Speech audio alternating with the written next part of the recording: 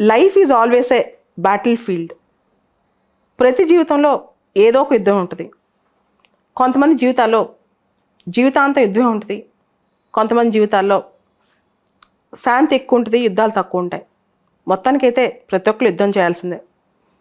అయితే కొన్ని సందర్భాల్లో స్పెషల్ గిఫ్ట్ కొంతమందికి ఉంటుంది అనమాట. స్పెషల్ ఆఫర్ దేవుడు ఇస్తుంటాడు. వాళ్ళు చాలా పెద్ద పెద్ద యుద్ధాలు చేయాల్సి వస్తూ ఉంటుంది జీవితాంతం.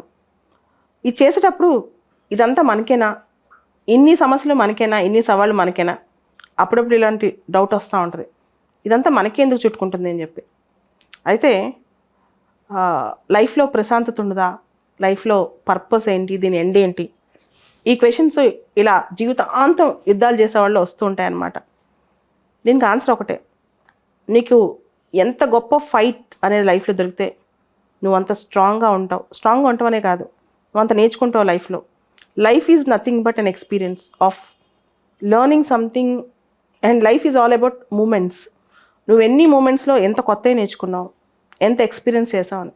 మనం ఒక నోషన్తో ఉంటాం, లైఫ్ అంతా హ్యాపీగా ఉండాలి, లైఫ్లో అన్నీ మనమే కలవాలి, లేదా లైఫ్ అంటే చాలా ప్రశాంతంగా ఉండాలి అని. ఆ నోషనే బేసికల్గా తప్పని నేను అనుకుంటాను. లైఫ్ అనేది మనం ఎంత నేర్చుకున్నాం అనేది. అన్నీ ప్లెయిన్గా ఉండి అంత బాగుంటే అసలు లైఫ్లో నేర్చుకోవడానికి ఏముండదు. లైఫ్లో ఎన్ని ఛాలెంజెస్, ఎన్ని స్ట్రగుల్స్ ఎంత ఎదురైతే మనం నేర్చుకోవడానికి అంత గొప్పగా ఉంటుందని. గివెన్ అంటే లైఫ్ ఇలానే ఉండాలి, ఒక స్టీరియో టైప్ లాగా, ఒక సెట్ ఆఫ్ థింగ్స్ ఇలానే ఉండాలి, ఇట్లాంటి ఆలోచన మనకు వస్తాయి. యాక్చువల్లీ అలా ఉంటేనే లైఫ్లో మనకి బోర్ కొట్టేస్తుంది. లైఫ్ అనేది ఎవ్రీడే ఒక ఛాలెంజ్, ఎవ్రీడే ఒక సమస్య, ఎవ్రీడే ఒక సవాలు. దాన్ని ఎలా ఎదుర్కొంటాం అనేది చాలా ఇంపార్టెంట్ అనమాట. And at the same time అవి ఎదుర్కొన్నాక అన్నీ సక్సెస్లో రావాల్సిన అవసరం లేదు. మనం వైఫల్యాల నుంచి, హ్యూమిలియేషన్ నుంచి, ఇంకా సవాళ్ళ నుంచి చాలా నేర్చుకుంటుంటాం. అంటే అన్ని సక్సెస్లో వస్తే మనం నేర్చుకుంటాం, మనం గొప్పోళ్ళు అయిపోయి అలా ఏమి ఉండదు. లైఫ్లో అవమానాల నుంచి నేర్చుకుంటాం, సవాళ్ళ నుంచి నేర్చుకుంటాం, చీత్కారాల నుంచి నేర్చుకుంటాం, అన్నీ నేర్చుకుంటాం. ఫైనల్గా నువ్వెంత స్ట్రాంగ్గా ఉండాలి అంటే, నువ్వు ఎంత డిటర్మైన్గా ఉండాలి అంటే, ఎన్ని వచ్చినా సరే నువ్వు చెక్ చెదరకూడదు. నీలో ఉన్న స్థితప్రజ్ఞత అస్సలు మూవ్ అవ్వకూడదు అనమాట. అది చాలా ఇంపార్టెంట్. అల్టిమేట్ టెస్ట్ ఏ మనిషికైనా ఒక అల్టిమేట్ టెస్ట్, ఈ మనిషికి ఇది ఫైనల్ అనే టెస్ట్ ఏంటంటే, నువ్వు ఎంత ఎత్తైన శిఖరంలో ఉన్నావు, నువ్వు ఎంత స్ట్రాంగ్గా ఉన్నావు, ఎంత మూవ్ కాకుండా ఉన్నావు. సో ఈ ప్రపంచం మొత్తం నువ్వు ఎలా కనిపించాలి అంటే, హిమాలయ పర్వతాలు తీసుకోండి. ఒక చిన్న రాయి మీద ఎక్కి హిమాలయ పర్వతాల దగ్గర నుంచి హిమాలయ పర్వతాలను చూస్తూ ఉన్నారు దూరం నుంచో దగ్గర నుంచో, అవి ఎంత గంభీరంగా, ఎంత పెద్దగా, ఎంత ఇన్విన్సిబుల్గా కనిపిస్తాయో, అసలు దాన్ని జయించలేము అనిపిస్తాయో, అంత స్ట్రాంగ్గా ఒక వ్యక్తి ఉండాలి ఏ కష్టానికైనా, ఇతర ఏ వ్యక్తికైనా. ఎందుకంటే ప్రతి ఒక్కళ్ళు ముఖ్యంగా లైఫ్లో ఏదైనా స్ట్రగుల్ ఫేస్ చేసినప్పుడు మనల్ని ఇన్ఫీరియర్గా ఎవరో ఒకరు ట్రీట్ చేసి ఉండొచ్చు, సమాజం మనల్ని తక్కువగా చూసి ఉండొచ్చు, లేకపోతే ఎన్నో జరిగి ఉండొచ్చు మన లైఫ్లో.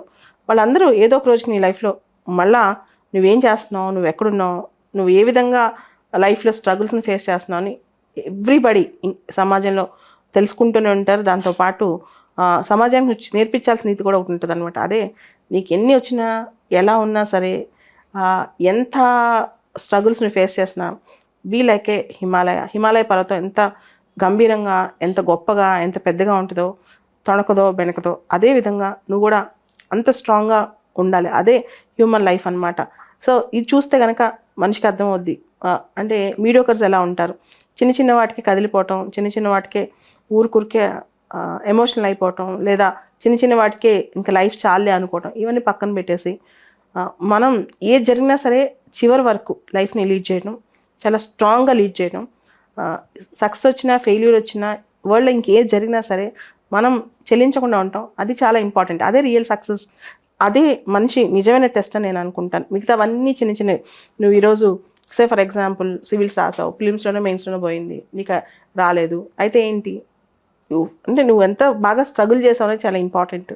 అదేవిధంగా ఇంకొక ఎగ్జాంపుల్, లైఫ్లో నువ్వు ఒక లక్ష్యం పెట్టుకుని పోరాడావు, చేయలేకపోయావు, లేదా లైఫ్లో నువ్వు చాలా ఒక ఇండస్ట్రీలోనో లేకపోతే ఒక డొమైన్లో, స్పోర్ట్స్ కానీ, సినిమా కానీ, పాలిటిక్స్ కానీ నువ్వు ఎక్సెల్ అవుదాం అనుకున్నావు కానీ అవ్వలేకపోయావు.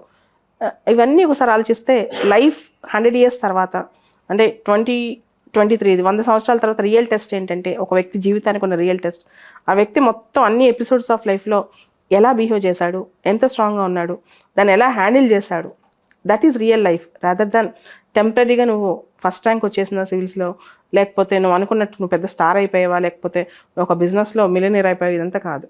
End of the day how you have handled your life is the ultimate thing in human life అని నేను అనుకుంటాను.